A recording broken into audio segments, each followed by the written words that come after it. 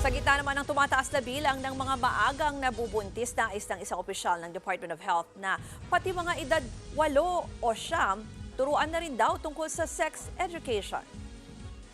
At live mula sa Senado, nasa frontline ng balitang yan, si Ria Fernandez. Ria, ano ba yung mga napag-usapan na dyan sa pagdinig?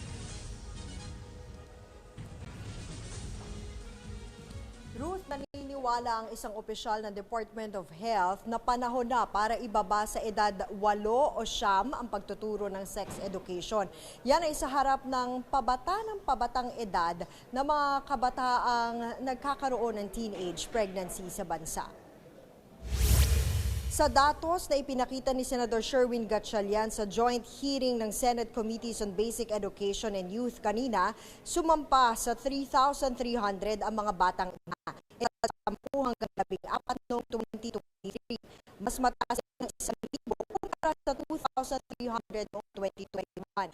Pagdating na sa datos ng mga nagkakaroon ng HIV o AIDS, ayon kay Assistant Secretary Albert Bingo, tagapagsalita ng DOH, karamihan sa mga kaso edad 16, unang nakipagtalik dala ng hormonal urge at 17 years old na raw nakagamit ng mga contraceptive. Nangangahulugan daw ito na kailangan nang i-adjust ang access sa sex education ng kabataan para maabisuhan sila ng mas maaga tungkol sa mga panganib ng childhood pregnancy. Sa kasalukuyang reproductive health law kasi, limitado lang sa adolescent age o 10 to 19 years old ang pagtuturo ng sex education. Dito rin nakaangkla ang kontrobersyal na Department Order 31 ng Department of Education o DepEd. Chief Justice Maria Lourdes na ating yung CSE. Nagloloko po ang may technical problem tayo dyan sa Senado. Yan po ang Express Report ni Ria Fernandez. Mga kapatid, ako po si Ruth Cabal.